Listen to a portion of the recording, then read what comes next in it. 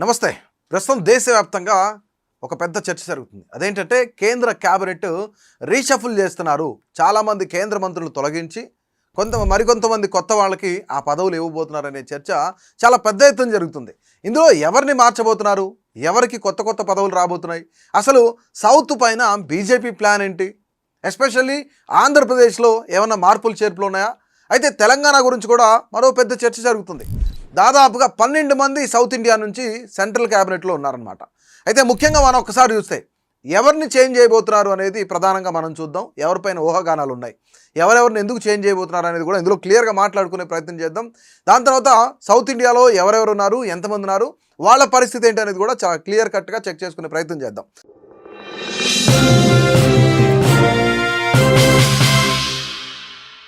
అయితే ముఖ్యంగా ఇక్కడ మొత్తం 20 మందిని షఫిల్ చేయబోతున్నారనే చర్చ జరుగుతుంది.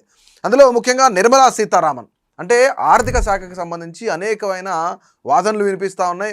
ఆర్థిక శాఖ మంత్రిగా నిర్మలా సీతారామన్ 2 టర్ములు సక్సెస్ఫుల్గా ఉన్నప్పటికీ కూడా మూడోసారి కొంత ఆమె పైన వ్యతిరేకత ఉంది. సో తనను చేంజ్ చేయాలి అని చెప్పేసి చెప్తా ఉన్నారు. నిర్మలా సీతారామన్కి ఏమన్నా ఎడ్యుకేషన్ మినిస్ట్రీ ఇవ్వబోతున్నారు అనేది కూడా ఒక చర్చ జరుగుతుంది. నిజంగానే నిర్మలా సీతారామన్ మార్చుతారా అనేది ఇక్కడ ఒక పెద్ద క్వశ్చన్ మార్క్.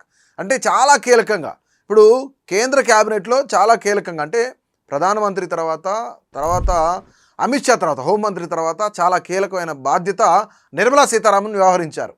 అయితే కొన్ని సందర్భాల్లో ఆమె ఫెయిల్ అయ్యారని ఆవిడపైన వ్యతిరేకమైన పవనాలు కూడా వీచాయి. సో అందుకని ఆర్థిక మంత్రిగా ఆమెను తీసేసి విద్యాశాఖ మంత్రి చేద్దామనే ఆలోచనలో ఉన్నారు అనేది చర్చ జరుగుతుంది. ప్రస్తుతానికి మరి ప్రహ్లాద్ జోషి పరిస్థితి ఏంటి? ప్రహ్లాద్ జోషి ఇప్పుడు ఎడ్యుకేషన్ మినిస్టర్గా ఉన్నాడు. ఆయనకి ఆపద్ధర్మ బాధ్యతలు అప్పచెప్పారు. కానీ ఆయన్ని కూడా అక్కడి నుంచి తొలగించే ఆలోచనలో కూడా కేంద్ర ప్రభుత్వం ఉందన్నట్లుగా చెప్తా ఉన్నారు.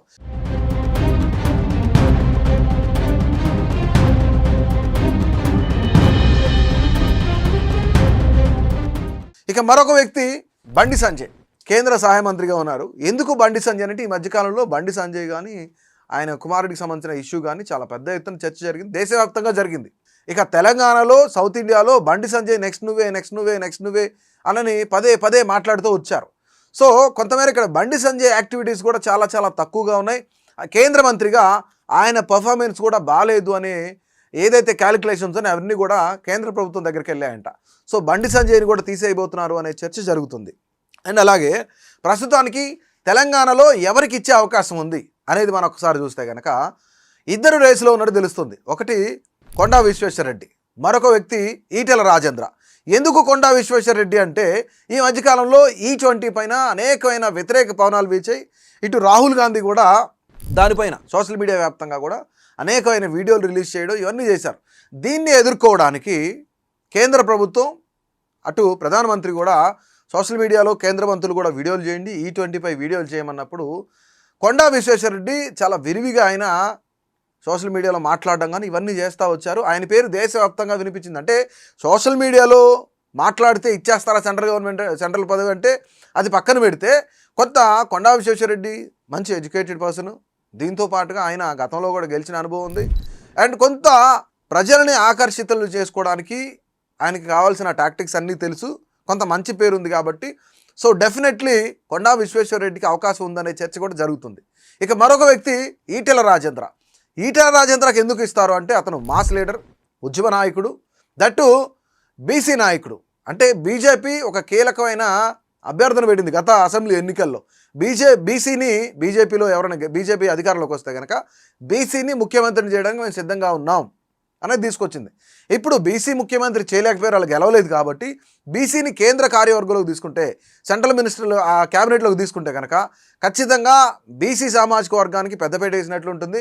తెలంగాణలో ఉన్న బీసీలందరూ కూడా బీజేపీ వైపు మొగ్గు చూపుతారనే ఆలోచనతో ఇక్కడ బీజేపీ ఈటెల రాజేంద్రకు కూడా పదవి ఇస్తుంది అనే చర్చ జరుగుతుంది.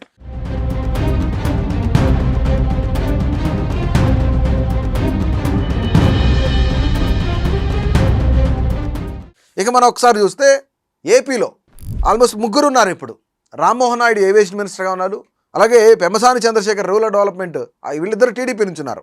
ఇక్కడ ఏవియేషన్ మినిస్టర్ కానీ రూరల్ డెవలప్మెంట్ మినిస్టర్ కానీ ఇద్దరు కూడా టీడీపీ నుంచి ఉన్నారు. ఇక మూడో వ్యక్తి బీజేపీకి సంబంధించిన వ్యక్తి భూపతిరాజు శ్రీనివాస్ వర్మ, ఆయన కూడా కేంద్ర మంత్రిగా ఉన్నారు. సో వీళ్ళ ముగ్గురిని మారుస్తారా అంటే ఖచ్చితంగా మార్చరు. వై? బికాస్ బీజేపీలో ఉన్న వాళ్ళలో కొత్త కీలకమైన వ్యక్తి శ్రీనివాస్ వర్మ ఉన్నారు కాబట్టి, భూపతిరాజు శ్రీనివాస్ వర్మ ఉన్నారు కాబట్టి ఆయన బీజేపీ నుంచి తొలగించే అవకాశం లేదు. ఐ మీన్ బీజేపీ క్యాడర్ కాబట్టి ఆయన. ఇక మిగిలిన ఇద్దరు కూడా ఉన్న వాళ్ళలో కొంత వెల్ ఎడ్యుకేటెడ్, బాగా తెలిసిన వ్యక్తులు, బాగా మాట్లాడగలిగిన వ్యక్తులు, వాక్చాతుర్యమైన వ్యక్తులు ఇప్పుడు టీడీపీతో కేంద్ర ప్రభుత్వానికి చాలా అవసరం ఉంది కాబట్టి వీళ్ళిద్దరిని కూడా తొలగించే అవకాశం లేదు. సో ఏపీలో ఉన్న ముగ్గురు అలాగే కొనసాగే అవకాశం కూడా చాలా క్లియర్గా కనిపిస్తూ ఉంది.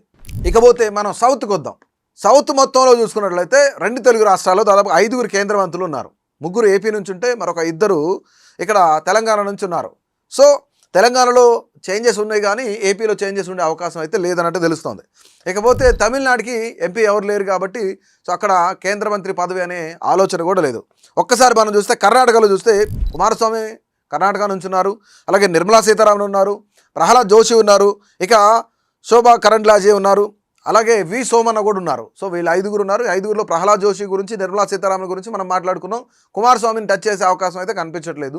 ఎందుకంటే కేంద్రంలో ఆయన కూడా కొంత కావాల్సిన వ్యక్తి కాబట్టి నిర్మలా సీతారామన్, ప్రహ్లాద్ జోషిని చేంజెస్ చేసే అవకాశం అయితే చాలా క్లియర్గా ఉంది. ఇకపోతే మనం ఒకసారి కేరళంకి వద్దాం. కేరళంలో సురేష్ గోపి ఆయన సినిమా యాక్టరు. సో ఆయన కేంద్ర సహాయ మంత్రిగా ఉన్నారు, పెట్రోలియం శాఖ. సో ఆయన గతంలో కూడాను నాకు కేంద్ర మంత్రి పదవి వద్దు అనేసి ఓపెన్గా చెప్పారు ఆయన. సో అతని పైన కూడా వేటు పడే అవకాశం ఉంది, అతన్ని చేంజ్ చేస్తారనే చర్చ జరుగుతుంది.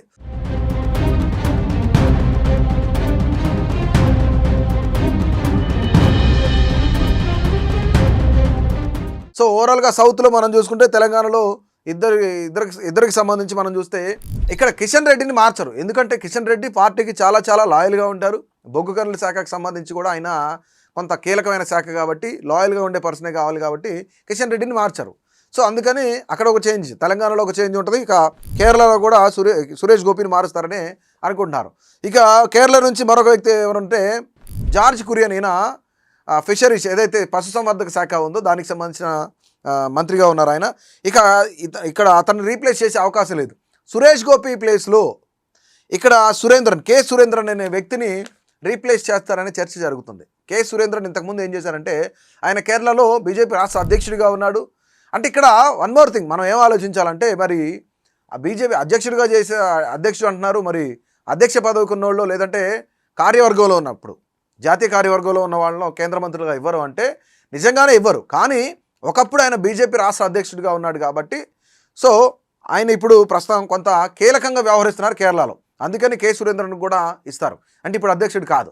మరి పురంధేశ్వరి ఉంది కదా ఏపీలో అనుకుంటే కనుక ఆ పురంధేశ్వరికి ఏదైతే డీకే అరుణ ప్లేస్ ఉందో ఆ ప్లేస్ని రీప్లేస్ చేశారు. జాతీయ ఉపాధ్యక్షురాలుగా ఉన్నారు ఆవిడ. సో అందుకని కేంద్ర కార్యవర్గంలో పార్టీ సభ్యత్వంలో ఉంటే కనుక, పార్టీ నాయకులుగా ఉంటే కనుక ఖచ్చితంగా కేంద్ర మంత్రి పదవులు ఉండవు అనేది బీజేపీకి సంబంధించిన లైన్ అది. అయితే ఇప్పుడు పురంధేశ్వరికి ఇవ్వరు, ఎందుకంటే రీప్లేస్మెంట్ రీసెంట్గా ఇచ్చారు కాబట్టి, ఆమె కేంద్ర కార్యవర్గంలో ఉంది కాబట్టి మంత్రి పదవి ఇచ్చే అవకాశం కూడా లేదు. సో ఓవరాల్గా సౌత్ మీదనే ఎక్కువ ఫోకస్ చేసింది కేంద్ర ప్రభుత్వం అనేది చాలా క్లియర్గా తెలుస్తుంది. 12 మందిలో దాదాపుగా ఒక 4 నుంచి 5 అయితే ఖచ్చితంగా రీషఫుల్ చేసే అవకాశం ఉంది. అంటే నిర్మలా సీతారామన్ని వేరే పొజిషన్కి పంపించి నిర్మలా సీతారామన్ దగ్గర ఉన్న ఆర్థిక శాఖ తీసుకుంటారు అనేది చర్చ.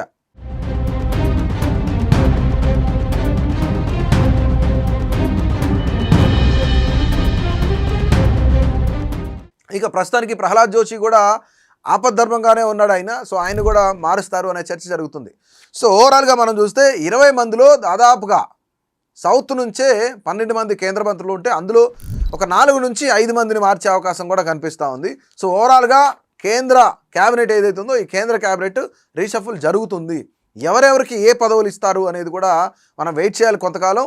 అండ్ వన్ మోర్ ఇంకోటి ఏంటంటే రానున్న రోజుల్లో అంటే ప్రస్తుతానికి ఇటు కర్ణాటకలో కాంగ్రెస్ గవర్నమెంట్ ఉంది, తెలంగాణలో కాంగ్రెస్ గవర్నమెంట్, కేరళలో కాంగ్రెస్ గవర్నమెంట్, అలాగే తమిళనాడులో కాంగ్రెస్ కూటమిలోని విజయ్ కూడా ఉన్నాడు కాబట్టి కాంగ్రెస్ వాళ్ళు మద్దతు ఇచ్చారు కాబట్టి సో సౌత్లో 4 రాష్ట్రాలు కాంగ్రెస్ ఖాతాలు ఉంటే కేవలం ఆంధ్రప్రదేశ్ మాత్రమే ఎన్డీఏ కూటమిలో భాగంగా ఉంది. సో బీజేపీతో పాటు పొత్తులో ఉంది కాబట్టి సో సౌత్ మొత్తాన్ని ఆక్రమించాలని చెప్పేసి బీజేపీ పక్కా ప్లాన్ సిద్ధం చేస్తూ ఉంది. దీనికోసమే కొంత పెద్ద ఎత్తున కేంద్ర మంత్రులకు సంబంధించి కూడా సౌత్ నుంచి రీషఫుల్ జరుగుతుంది. కొంత యాక్టివ్గా ఉండే ఎవరైతే నాయకులు ఉన్నారో వాళ్ళని కేంద్ర మంత్రులుగా చేయాలని చెప్పేసి బీజేపీ కూడా భావిస్తూ ఉంది. చూద్దాం రానున్న రోజుల్లో ఎవరెవరు కేంద్ర క్యాబినెట్లో ఉంటారు, ఎవరిని తీసేస్తారు, ఎవరికి కొత్త పదవులు రాబోతున్నాయి, ఎవరికి కేంద్ర ఏదైతే క్యాబినెట్ ఉందో అందులో పదవులు ఇస్తే బాగుంటుంది అనేది మీ అభిప్రాయాన్ని అయితే తప్పకుండా తెలియజేయండి.